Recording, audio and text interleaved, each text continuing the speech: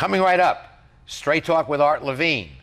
Our guest tonight, LA County Supervisor Don Knabe, as we continue to celebrate our 15th anniversary year on air. Opinions expressed in the following program do not necessarily reflect the views of Charter Communications nor its sponsors. We recognize our obligation to present opposing points of view by responsible spokespersons. For information, please contact the director of program. She stands in the face of evil and will not lose hope or faith. America, the land of freedom, is still the home of the brave. So raise the banner, call no glory. Let us join our fellow man. History will write the story. America will always stand.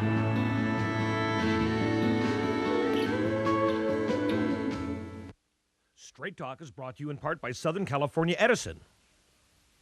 For over 100 years, life powered by Edison.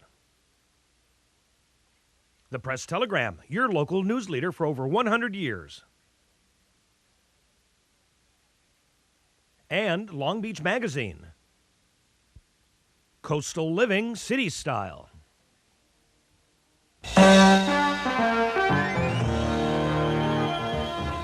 Join us for tonight's edition of Straight Talk. And now your host, Art Levine. Good evening, welcome to Straight Talk. We have a wonderful show for you tonight. Our guest for the entire evening is none other than LA County Supervisor Don Knabe. Don, welcome back to Straight Talk. Nice to be here, Art. Nice to be with you again. Congratulations on your re-election. Thank you. Not a surprise to any. Well, you know, you can never take those things for granted. I'm glad that I won it outright in June. I didn't have to fool around with the November stuff. There you go.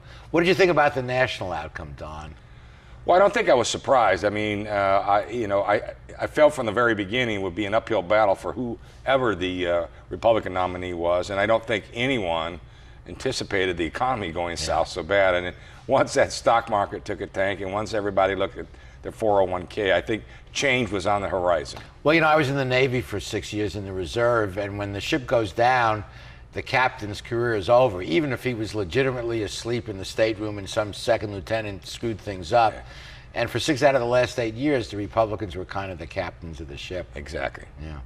And you have a new colleague coming on the Board of Supervisors, Mark Ridley Thomas, yeah, state senator and former LA city councilman. So he will be taking over, be sworn in the first Monday in December. Same day I take over as chair of the board. So I've known Mark, worked with Mark on the Coliseum Commission, so looking forward to working with him and his staff. And I understand you'll be the chair of the MTA come June.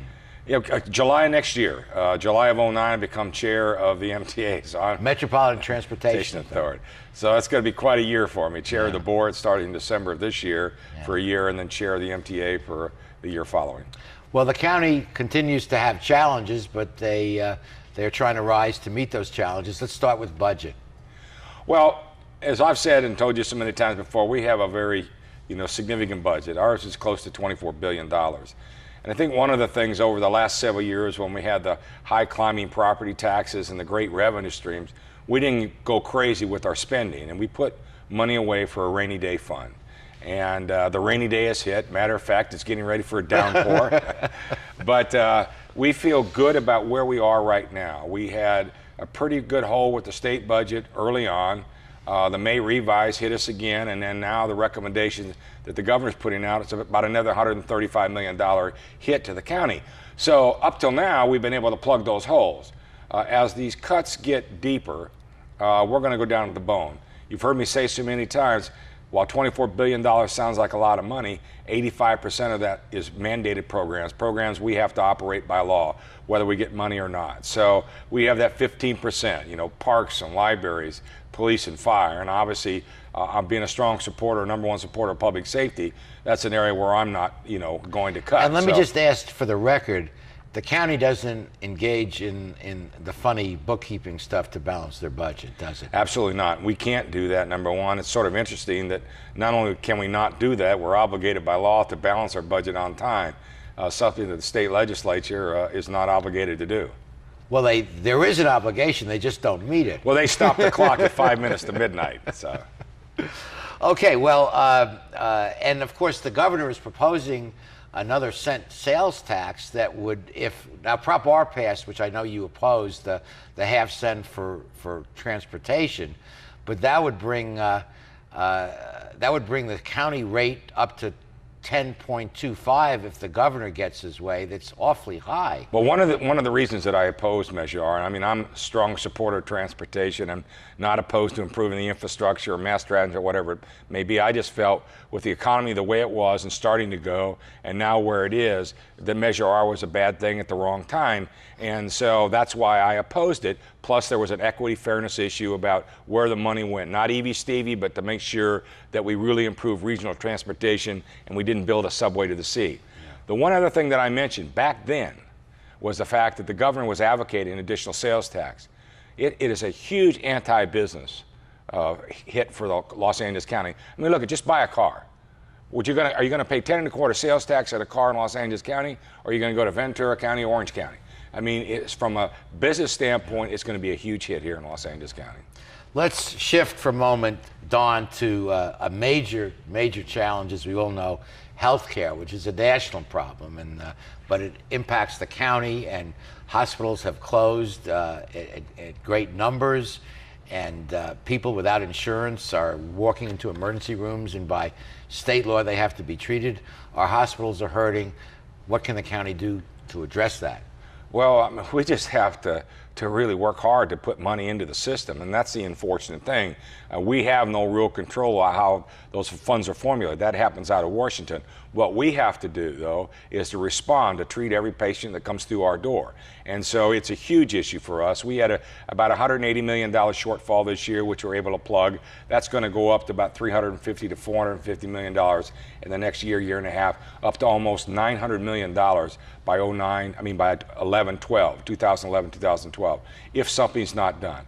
We have the largest uninsured population in America right here in Los Angeles County. Wow. 2.7 million people, and that number is probably growing due to layoffs, people without jobs, people without health insurance. And they go to the county hospital. Absolutely, but they're also overburdening the private hospital. You know, with the closure of Martin Luther King, the impact on the whole 105 corridor, the impact on Long Beach Memorial, the impact on St. Mary's, the impact on Whittier Presbyterian Hospital. These impacts are huge. Becomes a cascading effect. Exactly, because if they can't get into a county facility, they go to a private facility. So it's been a huge hit on the entire hospital system, and something needs to be done. We have lost 13 emergency rooms in the last 10 years, and in the last 20 years, we've lost 25 emergency rooms.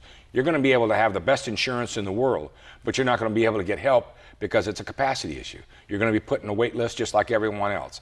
And so what we need to do is to get away from ERs and go to clinics.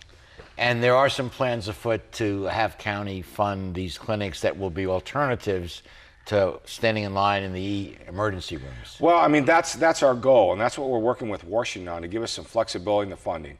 As an example, in the last couple of years, I put some of my money up from my office along with JWCH, who is a healthcare provider, and we reopened the Norwalk Clinic. And when we reopened that, we're trying to expand the hours there. Paramedic calls have been reduced, access to healthcare has been improved, but more importantly, we got the headache, the broken finger, the fever out of an emergency room and put them in a clinic situation. And finally, before we take a break, an update, is Rancho Los Amigos okay? Rancho is doing great. They continue to be, once again, one of the top 15 rehab hospitals in America with all the things going on around it. We're still looking at maybe another partner, but also we're looking, you know, to enhance Rancho as a center of excellence, to allow insured patients to be there and not just uninsured. Okay, we'll be back with more of our show, but first we have to pause for these messages.